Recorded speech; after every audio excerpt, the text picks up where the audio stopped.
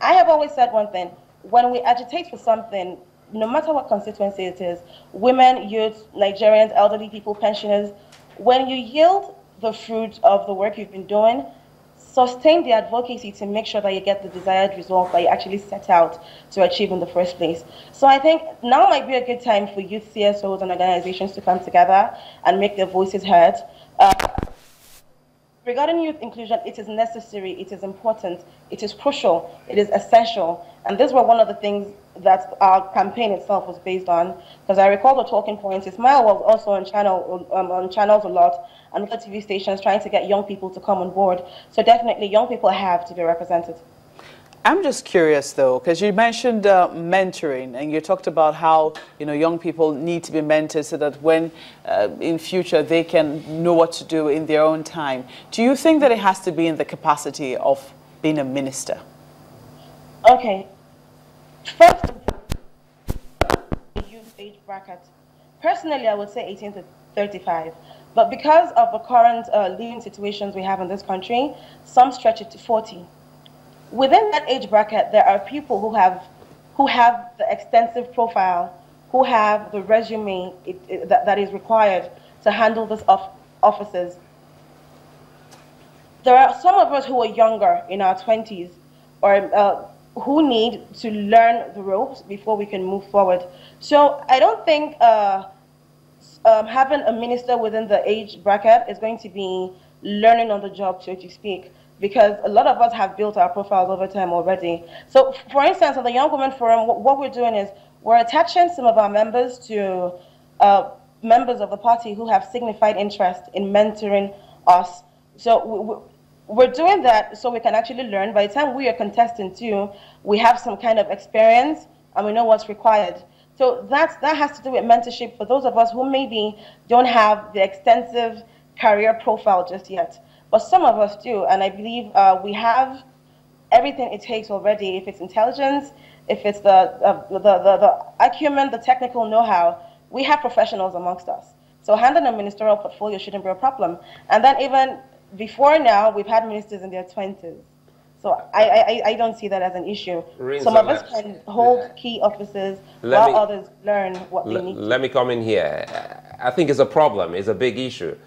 Because if you look at the election, which is still very fresh in the minds of Nigerians, they will remind you by saying that a whole lot, apart from the APC youth, the bulk percentage of Nigerian youth were enmeshed in that particular election, irrespective of what political leaning they had. They contributed to the success of the last election. And till this moment, nothing is shown by a government or by the APC-led government that they bother about the young people in the country. Well, I wouldn't say that. I wouldn't say the government doesn't care, because if we didn't, I doubt our campaign would have been so youth-centered. And then, of course, the steps being taken so far by President Buhari since he took office, tackling security, working on quite a number of things that would affect us. The thing is, youth make up the bulk of the population. So whatever it is that happens in this country, for good or for bad, affects us more than anybody else. So as I said earlier, let young people specifically make their demands clear. I was actually quite involved with youth organizations before going into mainstream politics. And one major issue we have is that we don't speak with unity. On the one hand, you have youth asking for one thing. On the other, you have others working against them. Take Nance, for instance. They gave a Man of the Year award or something, we call it ridiculous, to somebody with allegations of laundering money and drug baron and stuff like that.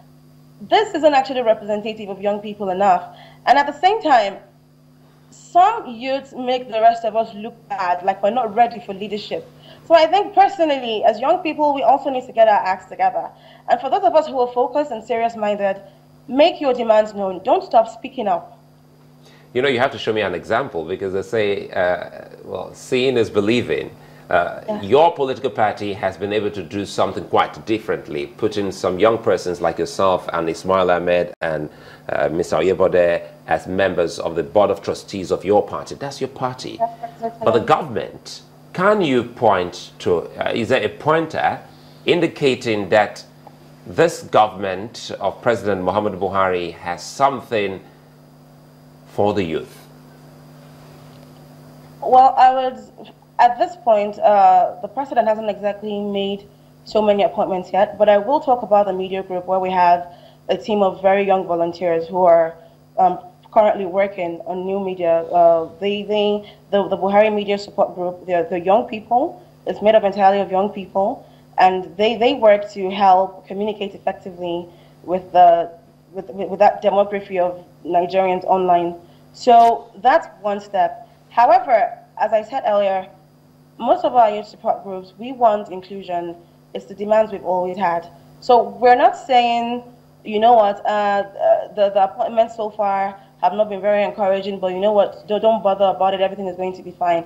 We are saying that in our own way, we're doing our internal advocacy to make that happen.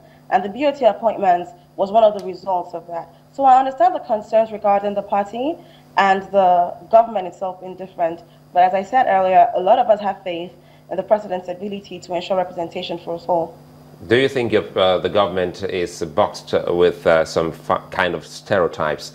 They think that the young persons are only good when it comes to IT, so they have people manning that affair. But when it comes to proper governance or administration, they don't seem to look towards the youth. I mean, if you look at the list, which you say is okay by yourself and your party, some of them actually started when they were in their 30s and even early 40s, but now we haven't seen that from the government.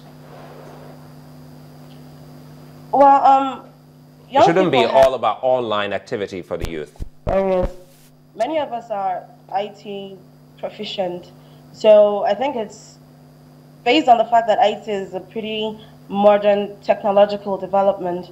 In that field, you expect to find more young people anyway. But then, as I said earlier, part of the skills we also have, apart from IT, some of us are bankers, some of us are, personally, I'm into public relations and communications. So we also have a wide skill set amongst us. So the fact that that is what has been given for now, personally to me, doesn't mean that's all we're going to get. All right, we'll let it go there. I know you know as well that there are so many fantastic young people in the private sector who are driving their businesses and they're thriving and they compete with their peers across the globe. Well, thank you very much indeed for your views. Rinsola Abiola is acting president, APC Young Women's Forum. Well, by the way, let me ask this before you go, Rinsola. Can we get her back, guys?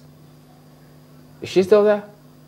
Yeah. Rinsola, could you put some figures to it? I mean, the next list that is going to, the next batch, how many women, youth do you want to see in terms of numbers? Well, personally, if it were a list that I would draw up myself, I would want to see 3 young people. 3, I think that's fair enough. 2 men, 1 woman, because one other issue we have in the youth sector itself anyway is that most people tend to take the term youth to mean young men alone, and they usually sideline the young women. And for me, as many qualified women as possible as we can get in there, because in the party we have quite a lot of them, and well, people call me a feminist, so to me that's not even an issue. I want as many qualified women as possible, because women make up over half of the population. And we don't even have representation, even in parliament, for God's sakes. It's reducing. So we need to have as many women as we can, not just in the ministerial appointments, other appointments across boards, the agencies, the parastatals. We want women to play key roles because we also contributed a lot to the election and the victory of the party generating. Every Nigerian contributed. So all the stakeholders and all the constituencies should have adequate representation. All right, then. Thank you, Rinsola. Thank you. Well, we'll be back in a moment.